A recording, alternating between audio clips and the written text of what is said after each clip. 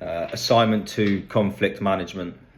So during this conversation, I asked a series of questions to someone who is working as a plasterboarder in a business, and spoke to them about the process, about them taking a step back from doing the daily stuff and thinking about the journey they're going on and the obstacles they face to go for a business. So the first question that stood out was about what motivated them to start their own business. It forced them to reflect on initial reasons for taking the leap from just doing day jobs with other people for a company and then going into their business. They wanted the independence and to make something for themselves and to be more out there. It allowed them to reconnect with more of a deeper passion for the plasterboarding and be more involved with it and getting more jobs done, being more free and working in their own time and being able to do things when they want and doing the jobs the way they think is right. So then one of the challenging aspects discussed was the transition from being a plasterboarder just regularly then to setting up their own business.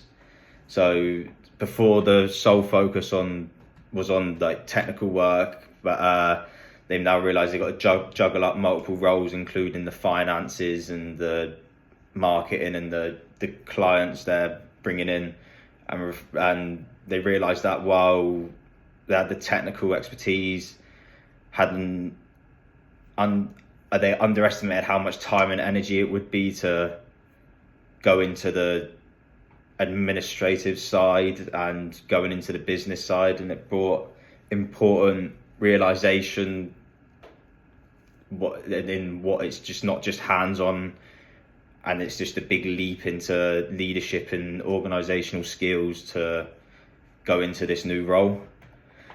So when asked how they typically approach the obstacles, they dived in and solved problems quickly. However, noticed that they've been avoiding certain challenges that they weren't too sure on what they could do in that sense well enough. But then they realised that they need to do these tougher challenges to be able to get a better insight and more growth and adaptation to doing the job at a higher level and being able to expand and go into different sorts of plastering for their line of work.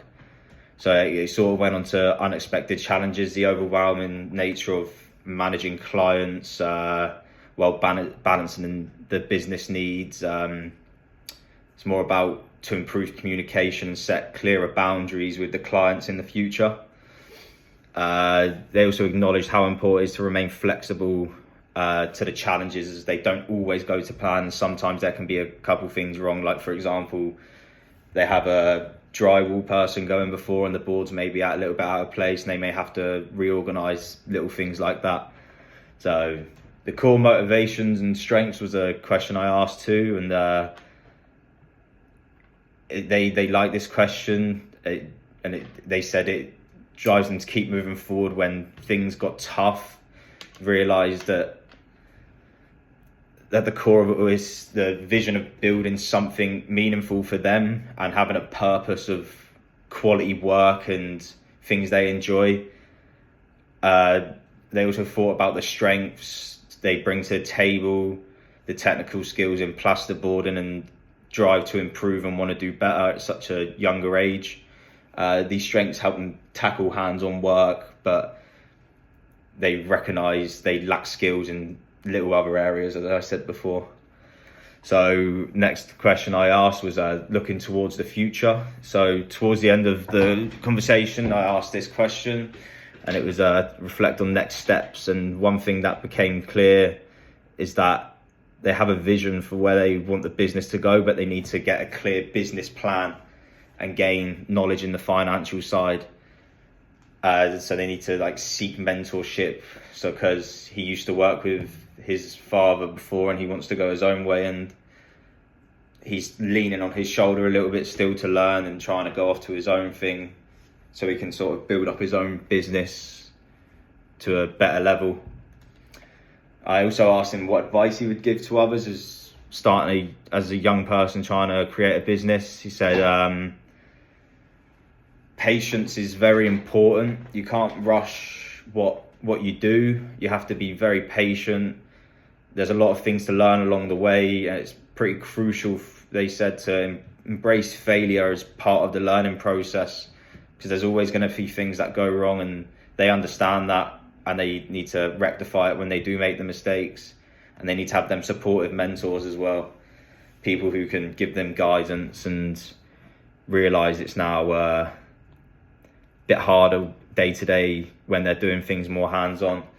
But they also spoke about, since they've been doing their business, they've had jobs in different countries. So he's definitely really developed well and built up a really good business so far for what he's doing.